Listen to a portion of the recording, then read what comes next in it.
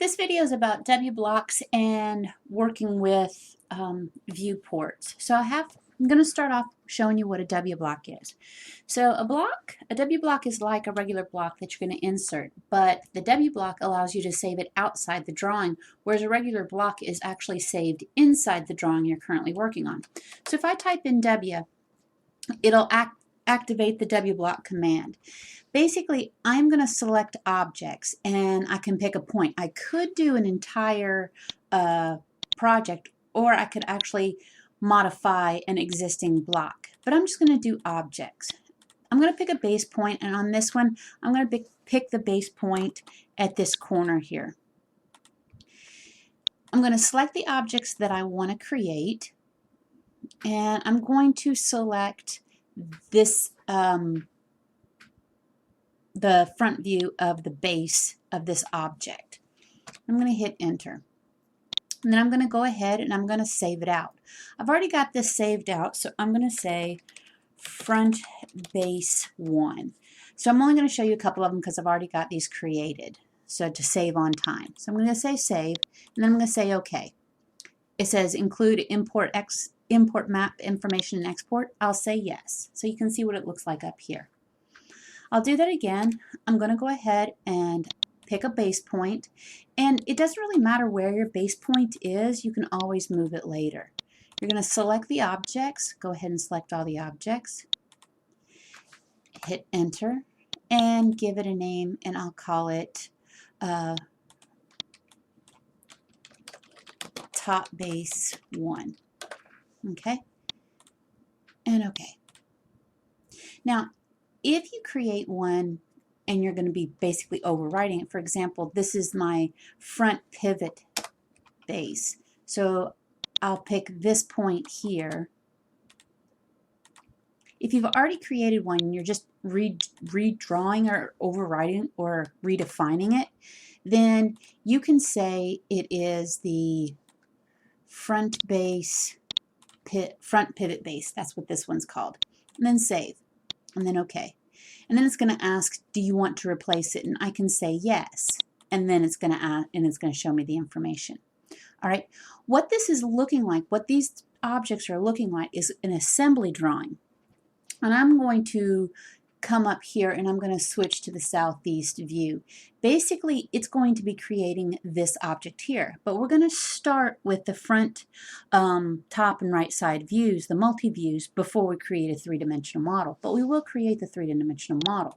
So I'll go back to the top view. Now, the other thing in this is all about layer management. I've already created each one of these to have its own layer name. So everything that was base, that was center and visible, has dimensions on a layer of its own.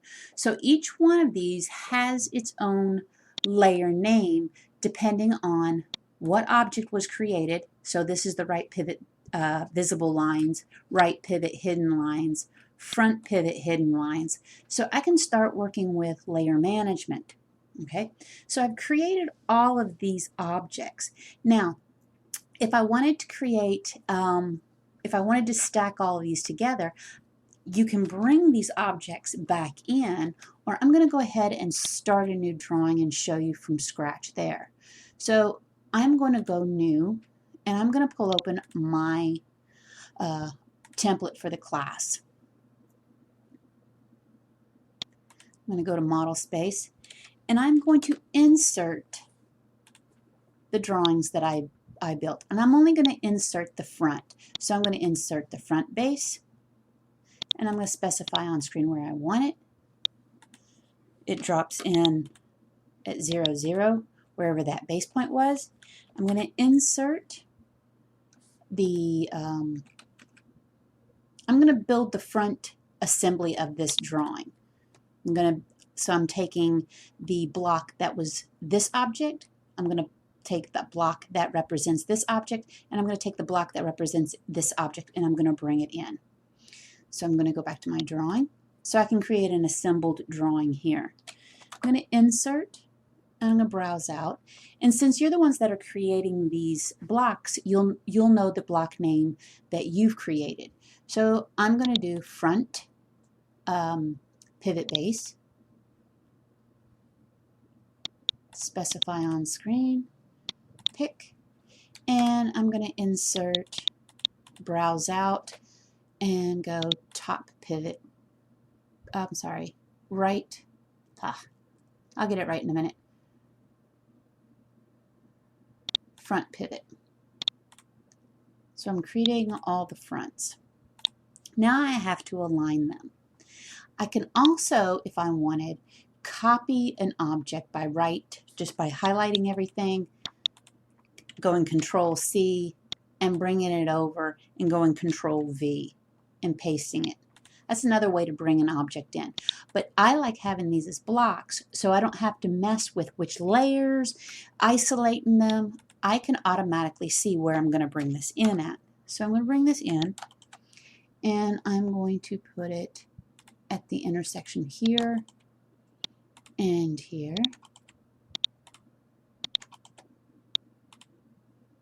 It's not letting me snap.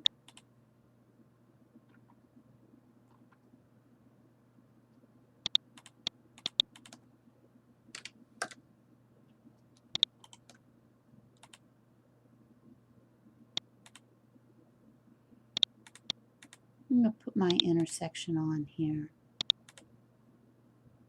There we go. Snaps there.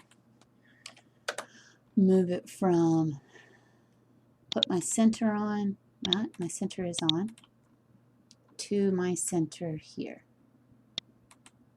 All right. Now, for example, now I've got all three pieces as an assembled drawing. I'm also going to make a copy of these. I could copy these over. I'm going to move this. Actually, I'm going to delete it. So I'm going to copy this over. And I'm going to bring it over here. Turn my ortho on. If I wanted, I could adjust my limits, but I'm just going to turn my viewports off. Now what I'm going to do is I'm going to go ahead and explode these. All right. So now they're just line work. The other thing that you can do with blocks is if I double click on it, it is a true block. And you can also add attributes to these. So if I wanted to list out parts and pieces and materials, I could do this here. So let me go back to my drawing. Go ahead and close out of the block editor. I'm not going to change anything. Now, I'm going back to my template and I am going to double click on the inside and I'm going to change this 1:1 scale, and I'm going to do this. My snaps are very fickle today. All right, so I've got a viewport that looks like this.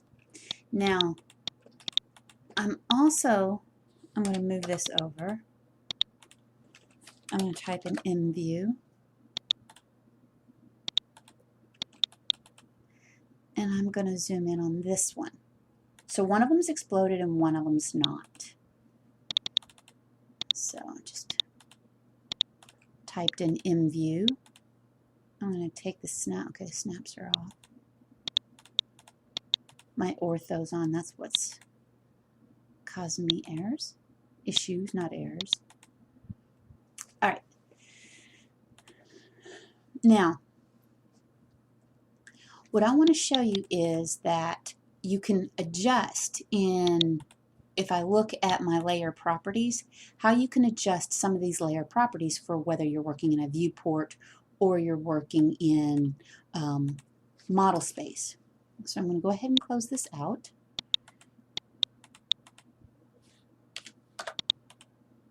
Bring this down.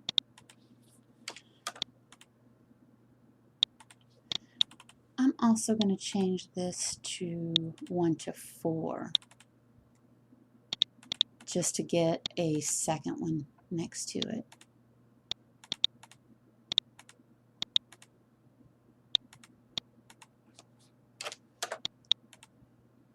All right. Now, in here, I'm going to, these two lines are the same, and it's the front pivot visible. So if I go LA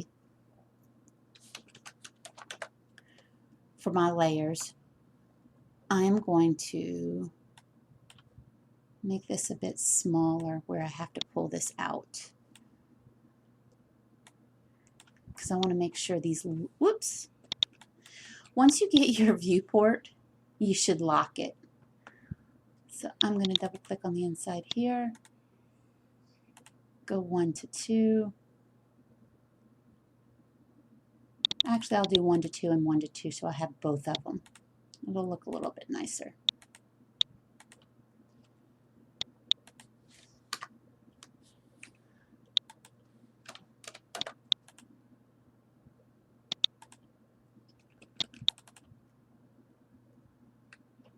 All right.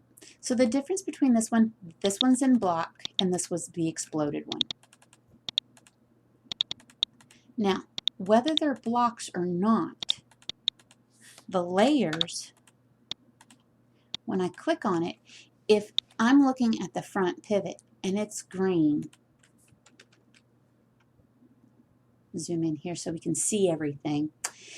The visible line for the base, all the visible lines, whether it be the front pivot, I can say is one color in one. So I'm going to double click and activate that, and I'm going to say the visible line, and I need to make this a little bit bigger so I can see.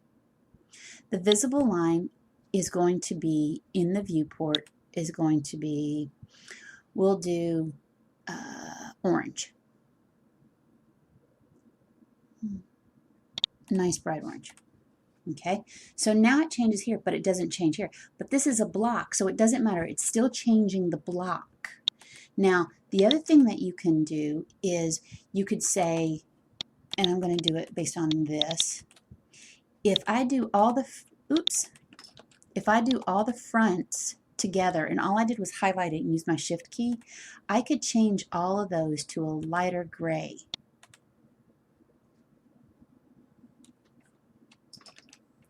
And then that's the front pivot. Oops, I don't want that one. That one I'm going to turn back red. So if I'm trying to show an object like the top and the bottom, then I can shade the middle part of it. And in this one, if I wanted to shade the pivot, so I could look at the front pivot visible, front pivot hidden, front pivot center, and that. Anything without the word base in it, and change this one to a gray shade. Then the top of it is highlighted. So that's the nice thing about changing, having multiple viewports. Not only that, and again, these two are, you know, two different drawings. I could copy this viewport and be the exact same. Let me move this over. And all I'm doing here is demonstrating that using viewports, you have the ability to change so much. So if this is a block, this is the exact same viewport. In this one, I could change all of the lines. LA, I could just go arbitrarily highlight all of them and just change them all to the same color of, you know, white. Turn that off like that. Oops, not that. I did it in the base file. So be very careful. If it doesn't have VP, then you're not doing it in the correct place. But the great undo button works real well. So I've got to pay attention. Cancel. I'm going to highlight everything, and I'm going to change the viewport one to all white. Okay, and now this is an all white or line work, line color. When it plots out, it'll have the same weight. All right, Now, that's the options with line weights. You can also change the line type. The other nice thing is if I move this out, let's say I've got these two side by side, but I wanted to make this one here a 1:1 scale. So I can pan this down and move that to 1:1 scale. And just neaten these up. And then you can always remember, you can lock the viewport. So once you've got them inside, you're not affecting the scale of it. So these were 1:2s, and this is a 1:1. Whereas in this viewport, whether it's a block, as long as it's got its own layers, you can change the color of it.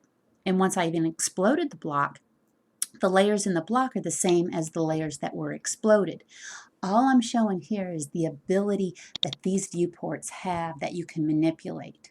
You could change all of these if you wanted. In this viewport here, you could say, all right, I'm going to go to my layer properties, and in the viewport, I'm going to make every single one of those. We know this isn't correct, but we could, if we wanted, make every single one of those line types continuous. And then close. We know that's not correct, but we could change all line types also. Okay, so that's really the handy option that you have when working with this. You can also lay freeze. Even when you're not selecting the layer properties manager, lay freeze when you're in a viewport only works with what you're freezing off in the viewport. Same with turning off something. You can double click on it and go lay off and turn layers off in that viewport. Okay, that's one option. Okay, so you could also, if you were working, I'm going to undo that.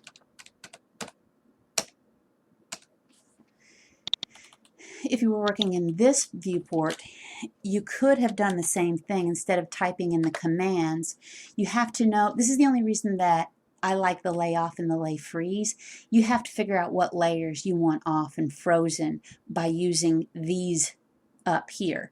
You'd have to click the freeze icon to freeze things off.